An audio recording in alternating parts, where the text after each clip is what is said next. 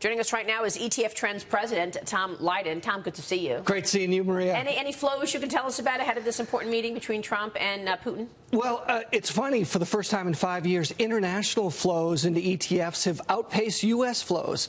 Also, we're continuing to see more money come into fixed income, even though rising rates have affected treasuries, as we know, from a negative standpoint. But during these times, corporates and high yields actually do well during times of rising interest rates, even though we tend to see some bit of concern as far as treasuries being pulled back a bit. Yeah, that's counterintuitive. Explain that, especially high yields. How does that work? Well, corporate environment's pretty strong, Steve. We continue to see great earnings. In fact, so they're not going to default. That's right. That's right.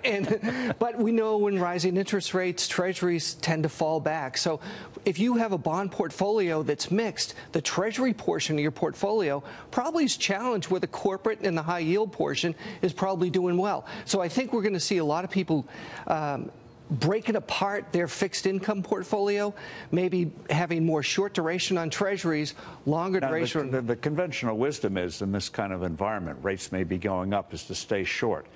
Can you make a case that you should go? What's the counterintuitive? Well, I think you want to stay short on treasuries, because treasuries are more affected by rising interest rates. Where there have been periods of times in the past where we've had strong economic environments and rising rates, where corporates and high yields have done quite well. And based on the way the market's performing, based on the way earnings are performing, we're going to continue to see corporates probably do well and kick off higher yields. By the way, we could have a catalyst this week. Let's not forget that Jay Powell is going to be testifying in his Humphrey Hawkins testimony. He'll speak with the Senate on Tuesday and the House on Wednesday, Dagan. Right. I expect to hear from him on trade and any concerns out of the Federal Reserve on the tariffs that we've slapped on our allies and other nations, including China. How do you explain the outperformance in utility stocks in the last 4 weeks? Utilities up 8%. And the S&P 500 not even up 1% over that period of time. And that doesn't make any sense if you think interest rates are going to go up. That seems to suggest people are nervous about the direction of the market and the economy. It is. It's a bit counterintuitive for sure. But as Treasury yields have come down, it's been a great time for utilities to kind of rebound because they got hit so badly.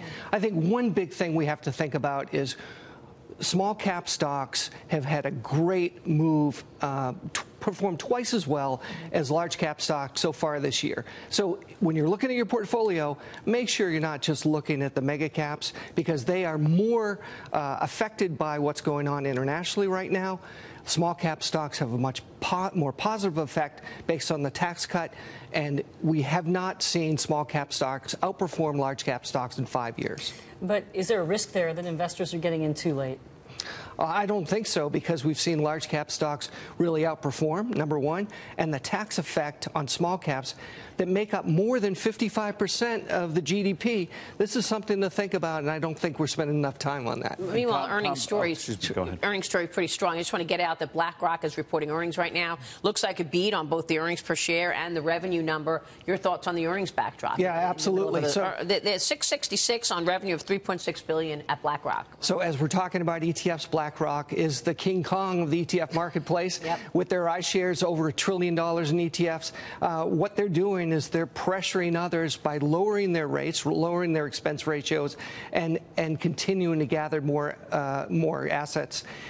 It's all about fees. Fees are compressing, and we're seeing this in the brokerage business as well. So we're going to continue to see more flows in those areas. Sorry about that, Steve. Go ahead. Worry about the yield curve contracting. 2-year Treasury is almost better than a 30-year. Is that something to worry about, or is that just noise? I think you take advantage of it. If you're looking for fixed income, don't go out on duration. Shorten it up, especially on treasuries, as we talked about.